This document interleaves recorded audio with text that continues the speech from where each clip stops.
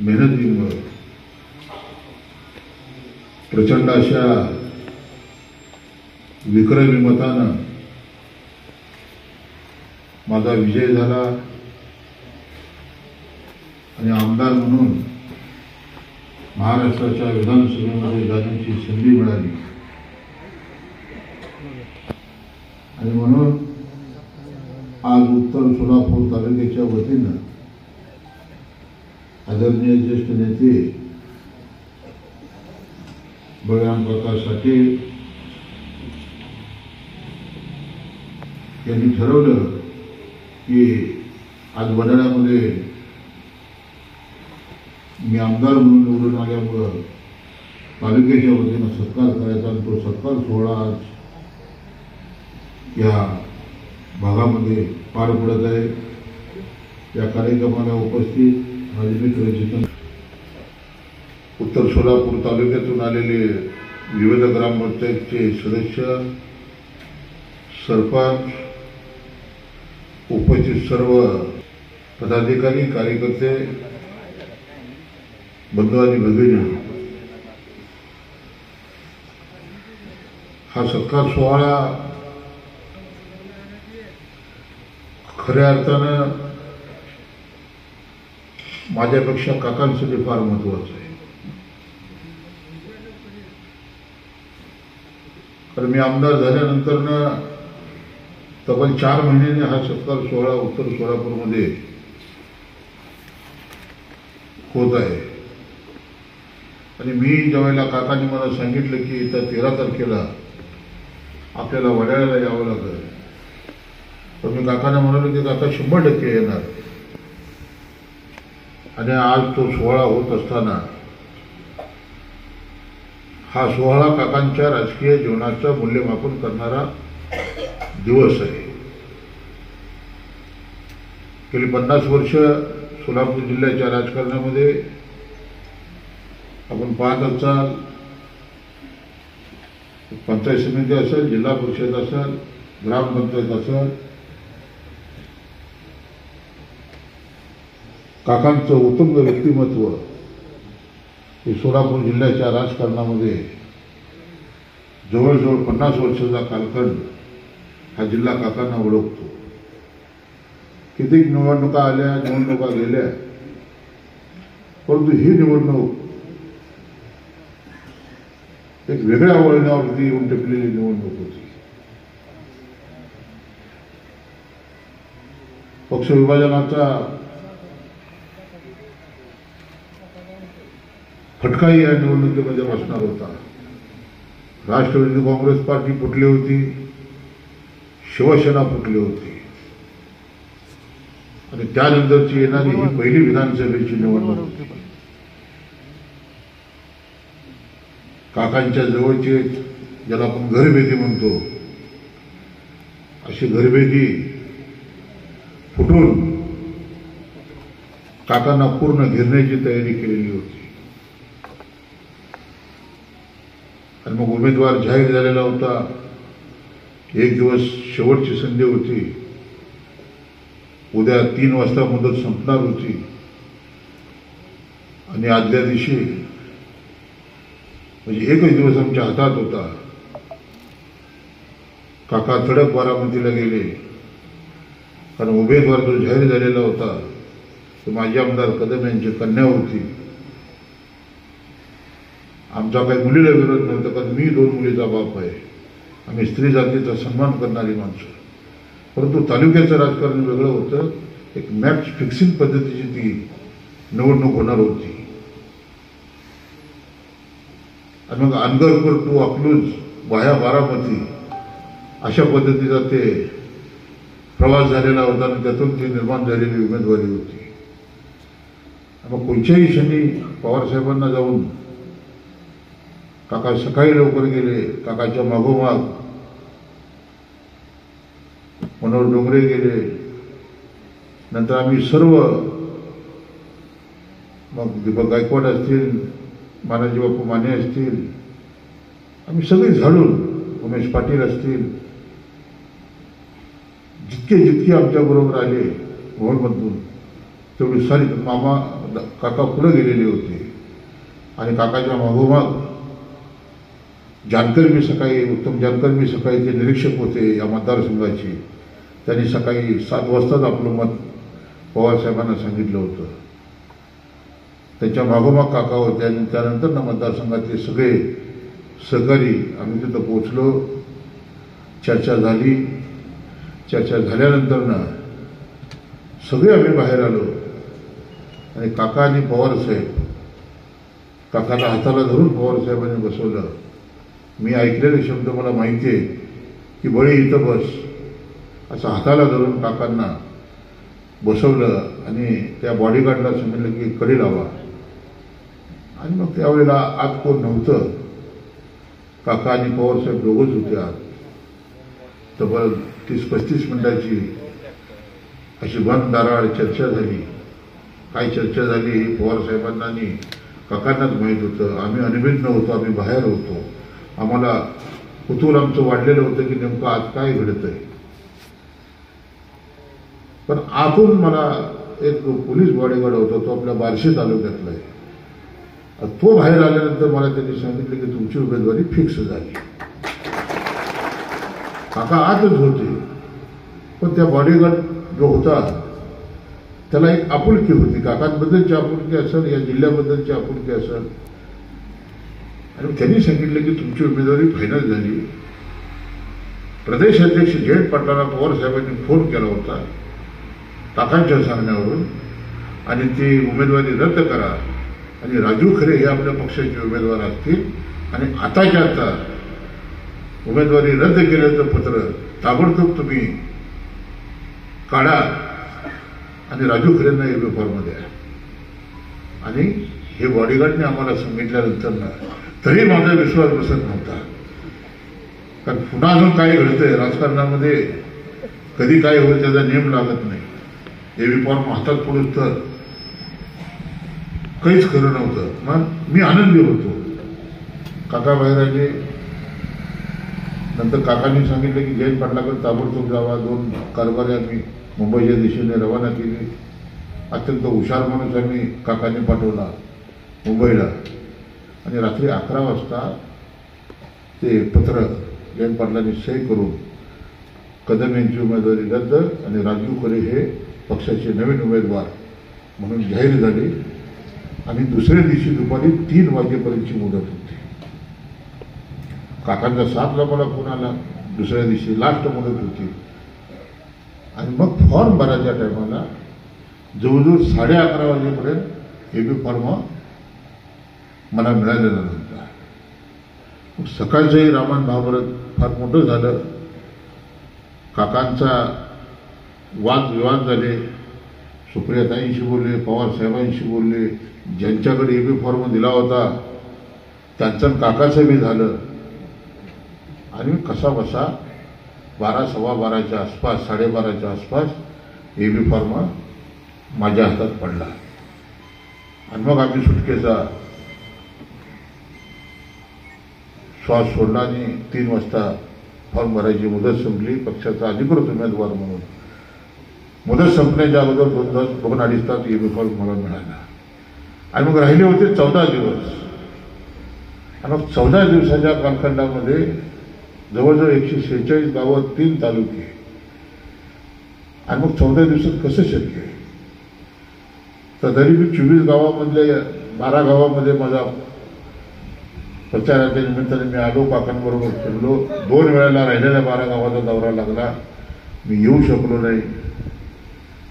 माझ्या माहितीप्रमाणे संजय इथं बसलाय की माझ्या पत्नीला एक 4-5 गावं मी करायला सांगितली की थोडी तरी सहानुभूती निर्माण होईल. आणि मी काकांना सांगितलं की काका ही एकाएकी लढत तुम्हाला द्यावी लागेल. आपण केलेलं काम होतं. मागास त्याला रस्ता असेल, दुष्काळ पडल्यानंतर पाणी भीषण अशा टंचाईला हा तालुका सामोरे जात होता.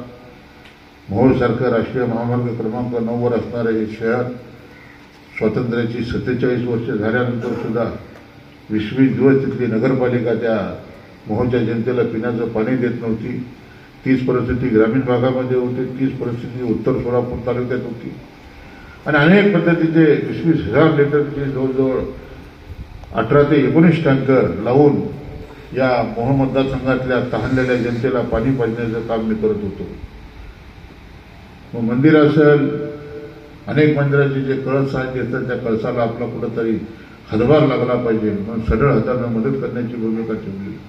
कारण मंदिर ही गावाची आस्था असते, गावाच्या भावना ह्या त्या मंदिराच्या निगडीत असतात. त्यामुळे कोणाच्या भावना माझ्याकडून दुखवतील असं कुठलंही काम मी होऊ दिलं नाही. जास्तीत जास्त मदत करण्याची भूमिका मंदिराच्या बाबतीत ठेवली. तशीच भूमिका ही शाळेच्याही बाबतीत ठेवली. अनेक शाळेला CSR फंडातून निधी देण्याचं काम केलं.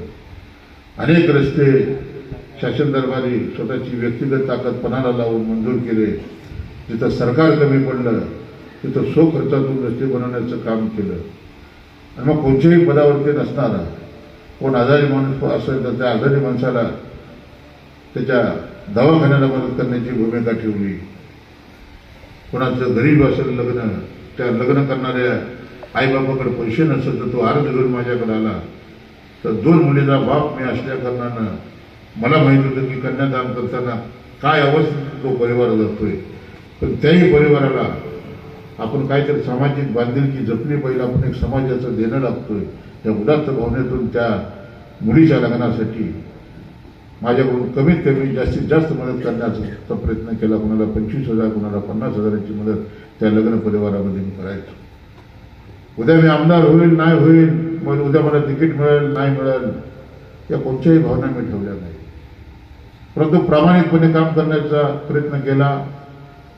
आणि खऱ्या अर्थानं पंढरपूरच्या पांडुरंगाचा आशीर्वाद असेल, नागनाथ महाराजांचा आशीर्वाद असेल, आई तुळजापूरच्या भवानीचा आशीर्वाद असेल, सिद्धेश्वर रायांचा आशीर्वाद असेल, एक चांगलं काम आयुष्यामध्ये आपण जर केलं तर निश्चितपणाने त्या कामाची पोचपावती मिळते. हे माझ्या रूपानं आपल्याला पाहायला मिळाले. आणि मग शेवटच्या दिवशी उमेदवारी जाहीर झाल्यानंतर 14 दिवसाच्या प्रचारानंतर 20 नोव्हेंबरला मतदान झालं.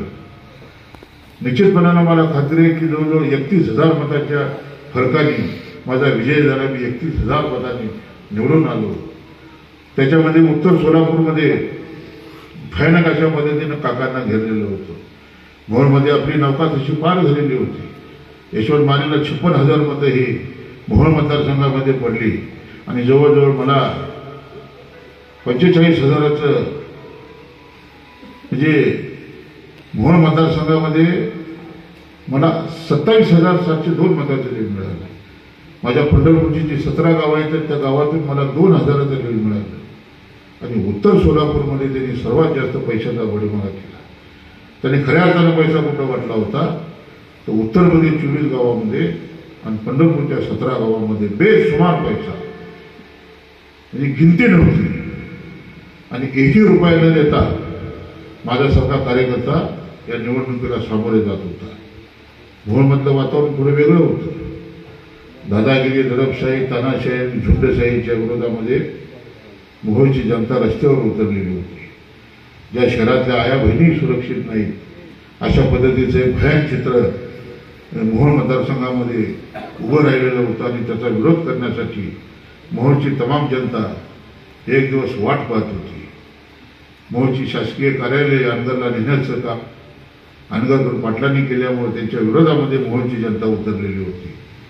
महसूलचं कार्य, तहसीलचं कार्यालय असेल, सब रजिस्टर ऑफिस असेल, जनावरांचा बाजार असेल, असे अनेक निर्णय जनतेच्या विरोधामध्ये घेतलेले होते. त्यामुळे मोहोळचं जी राजकारणाची जी दिशा होती ती संपूर्णपणे त्यांच्या विरोधात गेलेली होती, आपल्या बाजूने आलेली होती. आणि जवळजवळ मला मिळालेल्या 30,202 मतांपैकी 27,202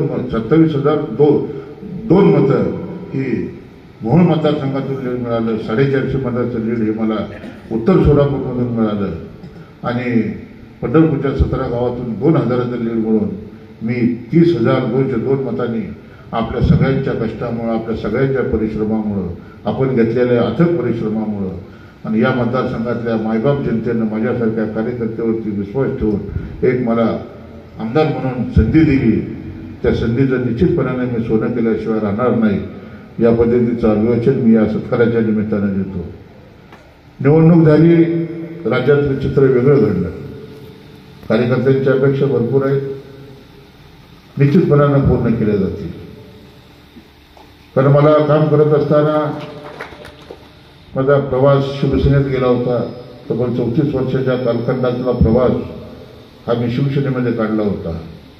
आणि मग 19 नंतरनं मी सर्वप्रथम 19ला काकांना बोललो की काका मला लढायचं आहे. काकाही माझ्यासाठी प्रयत्न केले होते, परंतु मुंबईला जाणारी विधानसभेची गाडी त्यावेळेला आमची रोखली होती.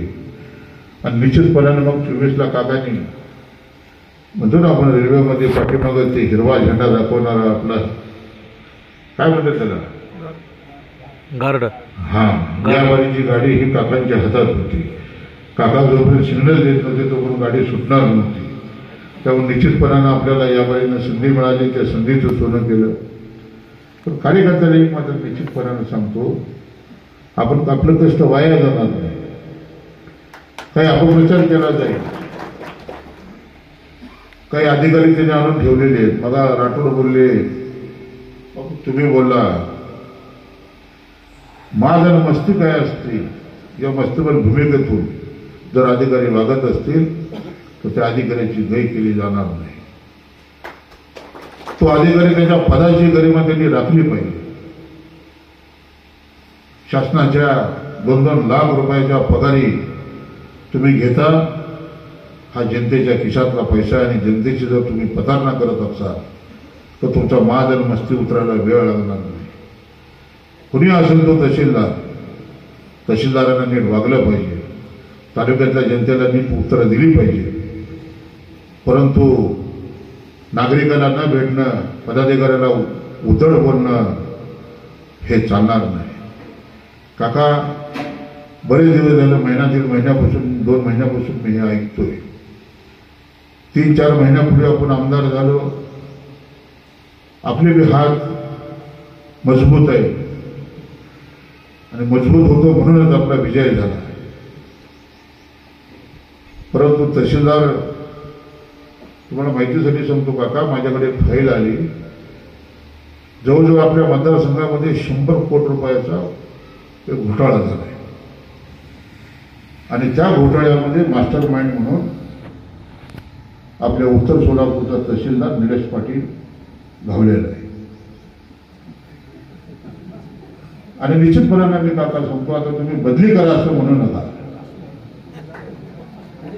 तो घरी कसा जातोय हे तुम्ही बघा. तब्बल 100 कोटी रुपयाचा घोटाळा आपल्या मोहोळ मतदारसंघामध्ये आणि विशेष करून उत्तरमध्ये झाला. आणि त्याची कागदपत्र माझ्याकडे आली. मी गेले महिना झाले त्या कागदपत्राचा अभ्यास केला. कलेक्टर असतील, विभागीय आयुक्त असतील, मंत्रालयात आम्ही कोळून गेलेलो आहे. याला मंत्रालयाच्या पायऱ्या माहीत नसतील निलेश पाटलाला. आणि मग 100 कोटी रुपयाचा जमिनीचा घोटाळा हा उत्तर सोलापूर तालुक्यामध्ये झाला. आणि या घोटाळ्याचा मास्टर माइंड हा निलेश पाटील आणि उत्तर सोलापूर महसूल कार्यालयामधील 2 कर्मचारी. आणि मग लवकरच सर्व पुराव्याच्या आधारे महाराष्ट्राचे मुख्यमंत्री देवेंद्र फडणवीसजी, दोन्ही उपमुख्यमंत्री अजितदादा एकनाथरावजी शिंदेसाहेब, महसूल मंत्री चंद्रशेखर बावनकुळे या चौघांनाही मी भेटून उत्तर सोलापूर तालुक्यामध्ये घडलेल्या या 100 कोटी रुपयाच्या जमीन घोटाळ्याची कागदपत्र देऊन, ज्या मोठ्या धेंड्याने ह्या जमिनी घेतल्या, ज्यांच्यासाठी ह्या जमिनी दिल्या होत्या, 1992ला याच्या जमिनीचं वाटप झालं. आणि 92ला वाटप झालेल्या जमिनी त्या प्रकल्पग्रस्त शेतकऱ्यांनी मंगळवेढा तालुक्यामध्ये त्यांना दिल्या होत्या. मंगळवेढा तालुक्यामध्ये त्या जमिनी त्यांनी विकल्या आणि आपापल्या गावी जमिनी करून राहिले. त्या शेतकऱ्यांना पुन्हा उत्तर सोलापूरमध्ये जमिनी देण्यात आल्या. आणि त्या जमिनी या सोलापूर जिल्ह्यामध्ये आपल्याला अनगर माहीत असेल की अनगरच्या माजी आमदाराच्या दोन्ही मुलाच्या नावानं आणि अनेक बड्या नेत्याच्या नावानं किमान 400 ते 500 एकर जमिनी रोडच्या कडेच्या अत्यंत मोक्याच्या. मग राष्ट्रीय महामार्ग क्रमांक 9 असेल,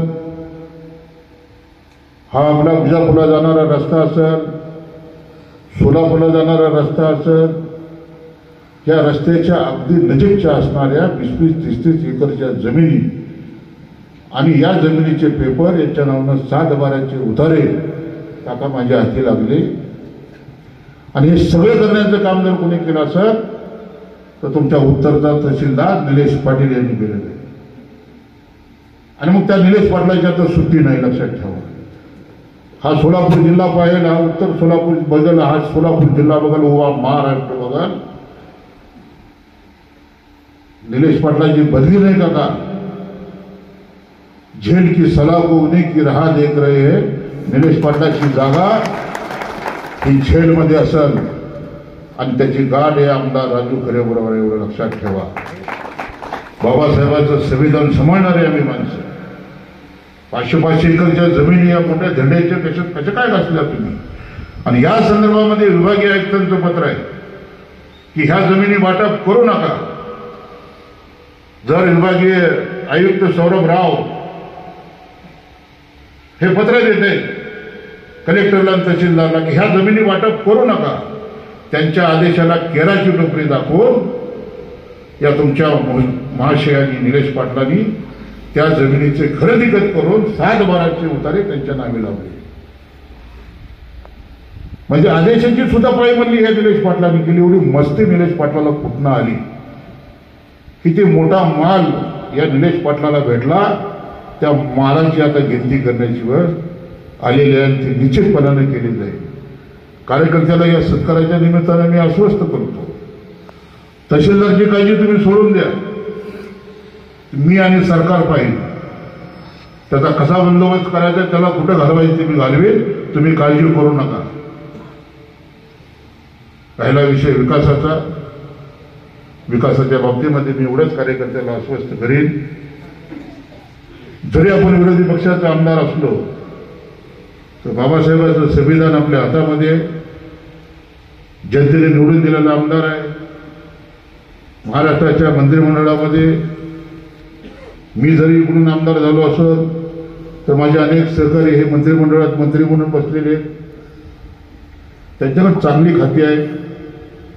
आपण परवा पाहिलं असेल की मोहोळ शहर हे अत्यंत सुंदर शहर बनवण्याचं स्वप्न आम्ही पाहिलं होतं आणि तसा निवडणुकीत आम्ही शब्द दिला होता. आणि तो माझ्या प्रचाराचा मुद्दा होता. जेव्हा मी वडवळला भाषण केलं होतं त्यावेळी तुम्ही ऐकले असाल की मोहोळ हे राष्ट्रीय महामार्ग क्रमांक 9 वरचं असणारे शहर हे अत्यंत सुंदर शहर म्हणून उद्या उदयास येईल. आणि त्या शहराचा विकास आराखडा तब्बल 3000 कोटीच्या विकास आराखड्याला महाराष्ट्र राज्याचे उपमुख्यमंत्री तथा नगर विकास मंत्री आदरणीय एकनाथजी शिंदे साहेबांनी ताबडतोब मान्यता देऊन आता ते शहर नवीन कात टाकण्याचं काम करेल. नवं मोहोळ शहर म्हणून उदयास येईल. आणि बघता बघता येत्या 4-5 वर्षामध्ये मोहोळचा चेहरा मोहरा बदललेला असेल. सोलापूर जिल्ह्यातलं एक सुंदर शहर म्हणून मोहोळ शहराकडे बघितलं जाईल. हे काम मी आमदार असताना होतं, याचा सर्वात जास्त आनंद आहे. कारण गेली 40 वर्ष, गेली 50 वर्ष खितपत पडलेलं मोहोळ शहर आज विकासाच्या दिशेने वाटचाल करते. मी आपल्या सर्व सहकाऱ्यांना सांगतो, आपण काकांवरती प्रेम केलं, काका आमच्यावरती प्रेम केलं.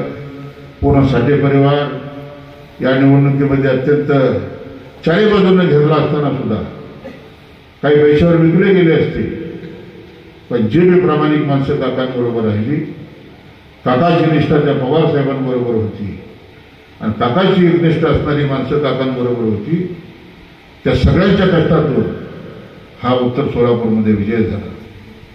उत्तर सोलापूरमध्ये शिवसेना नव्या जोमानं, वानकर साहेब असते, प्रकाशजी वानकर होते, गणेश दादा होते, सर्व शिवसेनेची टीम काकाच्या खांद्याला खांदा देऊन या मतदारसंघामध्ये काम करत होती. आणि सगळ्यांनी या बरीने काकांना साथ दिली. धनशक्तीच्या विरोधामध्ये जनशक्ती या उत्तर सोलापूरमध्ये मोहोळमध्ये आपल्याला पाहायला मिळाली. आणि मग धनशक्तीचा विजय नसून जनशक्ती बरोबर असेल तर काय होतं हे चित्र आपल्याला 23 नोव्हेंबरला पाहायला मिळालं. मी एवढं मात्र निश्चितपणानं सांगेन की उत्तर सोलापूरमध्ये जी 24 गावं आहेत या गावाच्या विकासासाठी आता आपण जे जे सांगाल ग्रामपंचायतचा निधी कुठेही कमी पडला जाणार नाही. रस्ते असेल, पाणी असेल, आरोग्याविषयी काही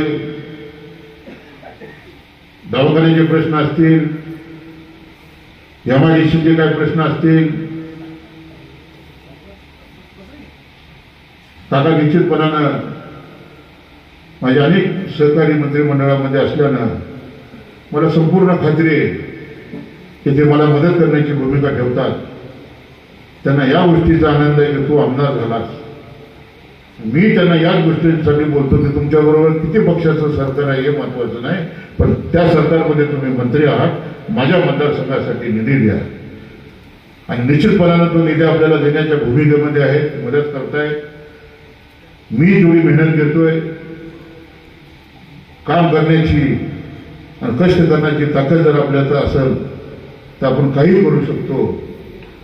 आणि मला निश्चितपणानं खात्री आहे की येणाऱ्या काळामध्ये आपण जेवढ्या कार्यकर्त्यांनी कष्ट घेतलं प्रत्येकाला त्याचा प्रत्यय येईल की काकाच्या नेतृत्वाखाली उत्तर सोलापूर तालुक्यात झपाट्याने विकास झालेला तुम्हाला येणाऱ्या काळामध्ये दिसेल. आपण जे काम केलं, काका माता म्हणाले माने असेल, कदम असेल, ढोळे असेल, यांच्यापेक्षा खरे उजवे निघाले.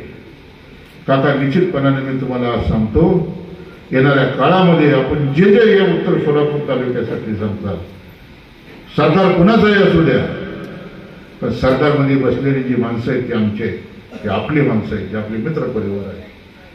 त्याच्या सगळ्यांचे साथ आपल्याला आहे. सरकार येतात, सरकार जातात.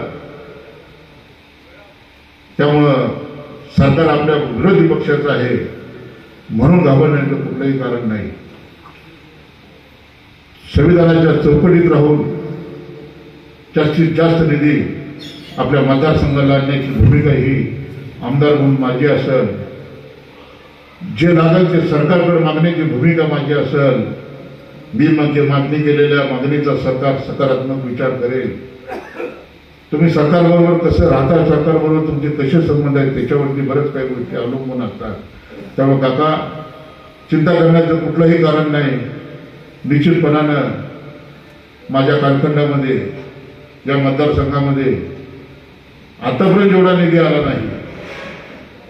हा मतदारसंघ 2009ला राखीव झाला.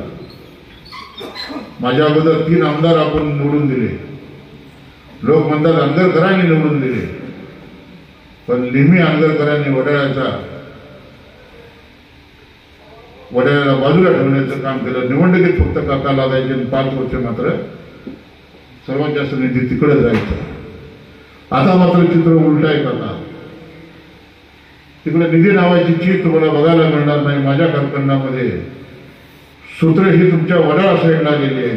तर कधी कधी नीती सुद्धा खेळ करते. आणि ह्याच पवार साहेबांना हे बघायला मिळालं की मोहचा आमदार नेहमी आंदरकर ठरवायचे. या मात्र हे वळीला मात्र मोहचा आमदार ठरवण्याचा सर्वात जास्त भूमिका ही वडाळ्यांनी पार पडली.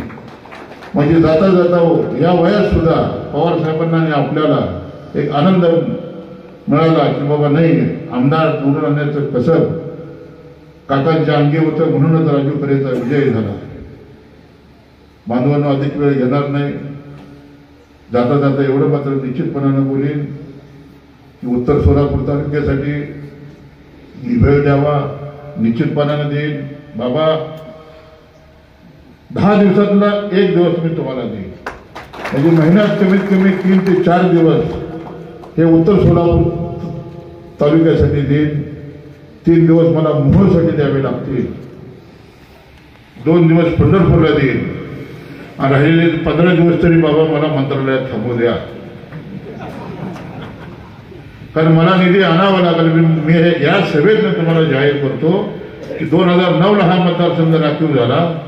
2024ला म्हणजे आतापर्यंत 9, 14, 19 आणि 24 4 निवडणुका झाल्या. 3 निवडणुकीचा निधी बघा तुम्ही, आणि 24 ते 29 मधल्या निवडणुकीमधला या 5 वर्षातल्या निधीचा आकडा बघा.